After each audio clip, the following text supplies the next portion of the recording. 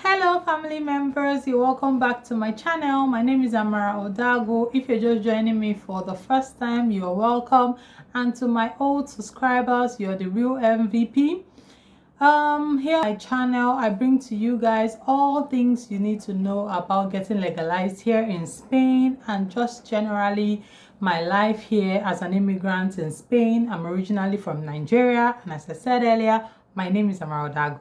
Today is going to be a very interesting video, guys.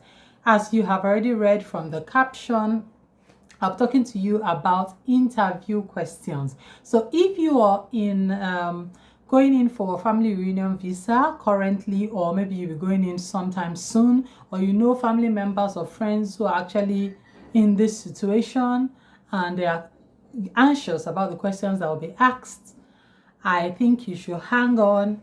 This would definitely interest you because I'll be telling you step by step all the questions that I was asked during my time, and of course giving you tips on how to answer these questions. So don't touch this dial.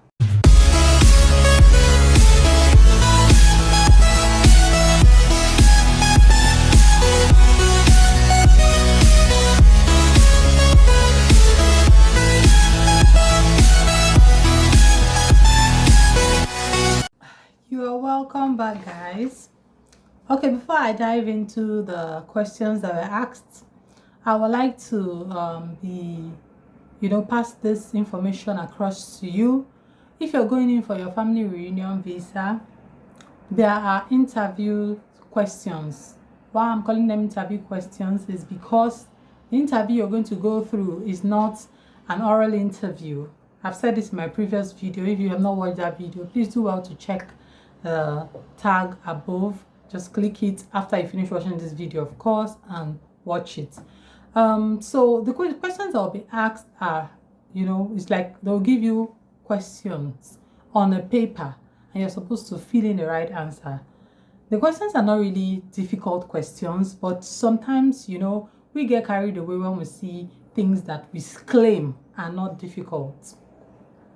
I would advise that when you want to answer these questions, you should be calm. Don't be in a hurry. There is no time limit for submission. They don't give award for first to finish. So just take your time, think about the answers and answer them. It's not like they're difficult, but you need to be in a calm temperament in order to get the right answer to put in, to write down. Once you've written it down, you cannot cancel and start, trying to write something else to look like you don't know what you're doing. So it's good that you just take your time, fill in the right answers and submit. So having said that, I'll be looking down a little bit because I have the list of questions written down. I'm not just telling you these questions from just off head. I have the questions written down based on my own experience. So this is not just, something that I went through this procedure, and I'm actually telling you just to help you prepare yourself properly for you to go in for these interview questions. All right, so right now I'll be diving into the first question that I was asked. Number one, I was asked my name. Of course, everybody will say your name. You know your name, you just write your name. But I want to pick up some tips. I'll be mentioning these questions and I'll also be telling you things you should look out for. So my name is Azuka Maraudago, and that's actually what is on my passport. That's actually what is in all the documents that I filled in. So it's good that don't go and tell them a name that they should call you at home that is not in your document. Don't mention any name that maybe your mother used to call you, maybe a pet name or something like that. If they ask you your name, remember that they have your documents. So they're going to be cross-checking from what you have submitted. So make sure that it is what is in your document that you put down there as your name, so that the information will be the same. That's number one. Your age. Remember that you have already filled in your you have your MPC documents with them. you have your attestation of age declaration with them. So they have your age, your passport data pages with them also. They have your age. Remember that the age that has been submitted previously has to be the same age that you're going to put in. The month, the year, and the date of birth has to tally. Nothing has to be different. You don't have to tell them, oh, you are June, and in the your international passport they're seeing that you're May there. Yes, so you're going to be telling them your place of birth, where you were born. As I said earlier, everything has to tally with information that has been submitted previously. Do not give them an information that is different from what you have submitted. Then the fourth question that I was asked was, where did I meet my husband? So don't go and start telling them long story. Oh, it was when we went to Abuja. Where did you meet your husband? Where is the place? So you have to say, if you met him in Delta State, Nigeria, just put Delta State, Nigeria. Shikena. Don't go and start saying, my grandmother now came. No story. Just put the where. Where was the question? So put where. Then they asked, how old is my husband? Guys, you need to know what the age that your husband is on his passport data page. Yes, I say this because I know that some people actually change their age due to reasons best known to them, in order for them to, and the age on their passport is not their real age. So if probably you've been dating this guy and he has told you, oh, I'm 46, and on his passport what is there is that he's 53, my darling, put 53 as his real age. Don't go and do, I know his real age, or you just feel it's going to be the same. It's good you cross-check with your husband how old he is on his international passport and put an answer that will tally with that, because if they find out that the age is different, that will be an issue. Another question that was asked is the date and place of birth of my husband. Before you go for this interview, please, it's good that you go through your husband's documents, or you actually ask him questions about personal things, about where he was born, the date of age on his passport data page. Do not assume that you know everything and just go in for the interview blindly, because sometimes you might be in, there's a place you find yourself, even things that you even know before, you find out that you do not know them anymore. So it's actually very important that you get the facts right. Everything has to tally with what is on the passport data page. The date has to be the same, the place of birth has to be the same, and the year of birth has to be the same. When hubby traveled to Spain, how long has he been there? So you need to answer these questions. How long? When did my husband travel to Spain? What year did he travel to Spain? You put, oh, he went to Spain in 2007. You put it there. It has to be the same, because on his international passport, the day he was stamped into Spain is there. So don't go and put, let me put any age. It doesn't matter. They won't know. They will know. Also, they'll ask you, how long has he been in Spain? You should ask your husband these questions. That's why I'm actually bringing this video to you, so that you know the questions you ask your husband to get prepared for this interview. So if he has been in Spain for 15 years, you put it, 5 years, you put it, 10 years, whatever year, duration. Then I was also asked the address, his address in Spain.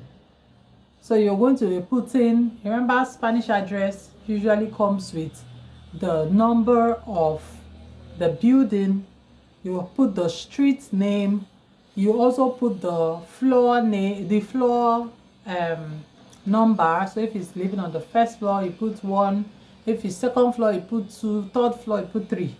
Then also the door number. So you're going to put in everything. That's how they write address in Spain. In Nigeria, where I'm from, if you want to write address, you just put the address of the person. You're not going to put in the door number and the floor number. Once you just put the address, it's okay. But in Spain, you're going to be putting the floor number in addition to the address and the house number, and also the door number. So get that, get that at the back of your mind so that you do not make a mistake. Also, they asked me my husband's phone number. So if you are good at cramming, this will not be difficult. You need to cram your husband's phone number. If you're not good at cramming, you have to master how to cram this number, because your phone will not be there with you to be checking what his number is and what is not. So it's good you cram this and get it somewhere at the back of your head. Also, I was asked where my husband works. So you're going to put in the name of the company where your husband works, or the name of the factory where your husband works. That's the answer to this question. Then what the company is all about. So you're going to write in short details of what they do in that company. So if it's a company where the maybe manufacture something, you're going to put in, here they manufacture so and so. So that's what you're going to be putting in that column.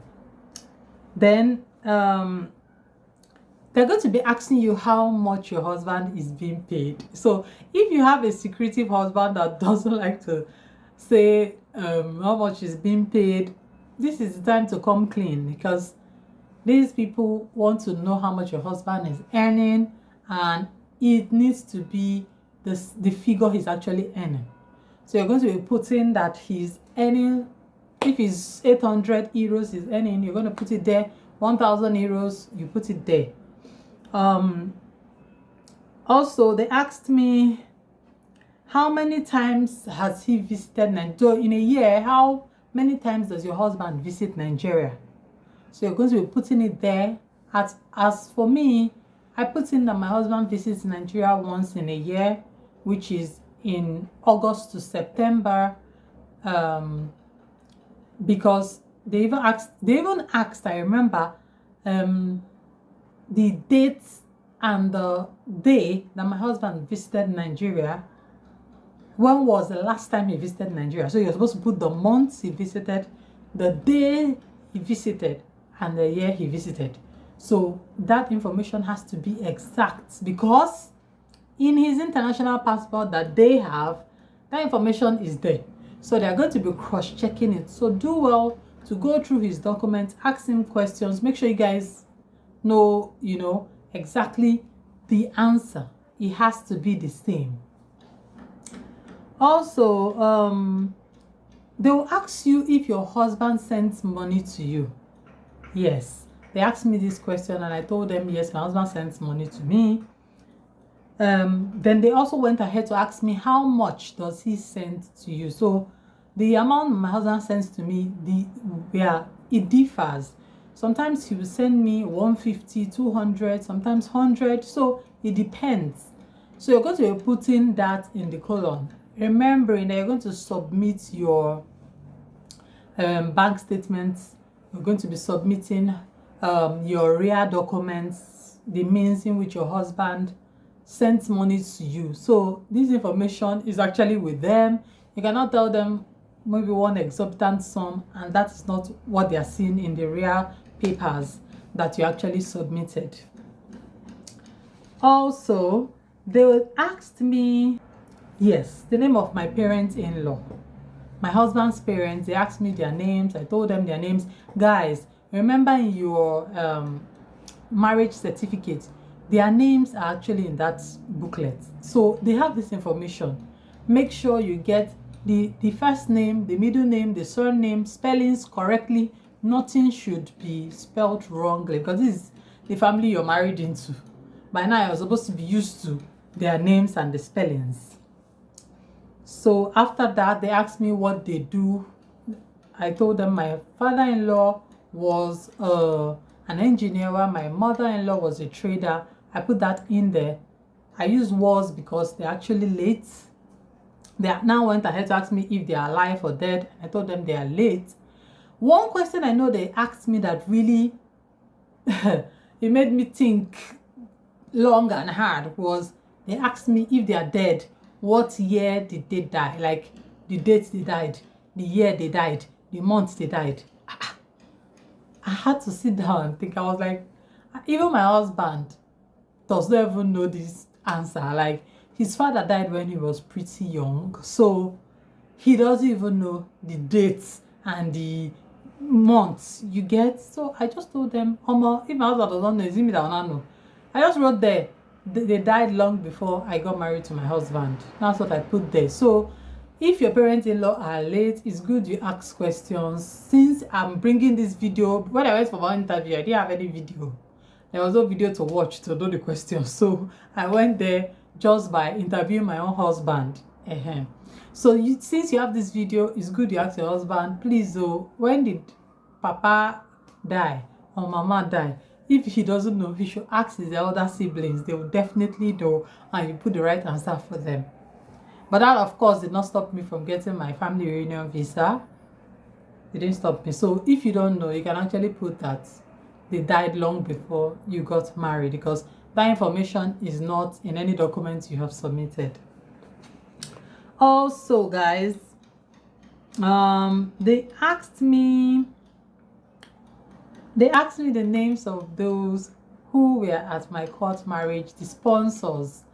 So court marriage, you're supposed to actually impute 2 names as your sponsor. Those people will actually be there with you on the court marriage date. So I had my sister-in-law Adane, who was there with me on my court marriage date, and also I had another of my husband's family friend who was also there.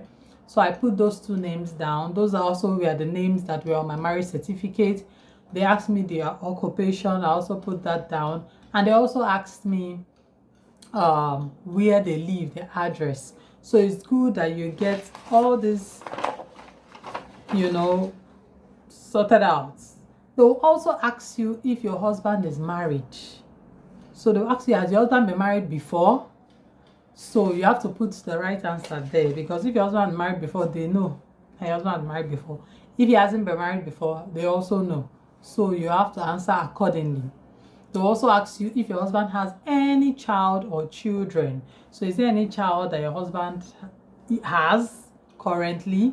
You're going to be putting the answer. My own answer was no, so I put that in for them. So guys, that actually brings to an end the questions that I was asked on my interview day when I was actually going in for my family reunion visa. And I truly hope that this helps you in order for you to smash that interview questions and make them know that you are ready to join your husband in Spain. Thank you very much for joining me on this one. If you know that these interview questions has actually helped you or will help you eventually, please do well to subscribe to my channel and join the family. Don't be a stranger. Also, keep the comments going in the comment section. Have I been able to answer your question about interview questions? If not, shoot some questions to me. I'll definitely get back to you on that. Give me a big thumbs up and also share this video. You're also helping other people, and also you're helping me help my channel grow. You're helping me on this one. You have my email address here where you can send me questions. Also follow me on IG for more content. I post regularly there about my business and also about other personal things about me, so you get to know me in total. Guys, thank you so much. I enjoy doing this, and see you on the next one. Toodles.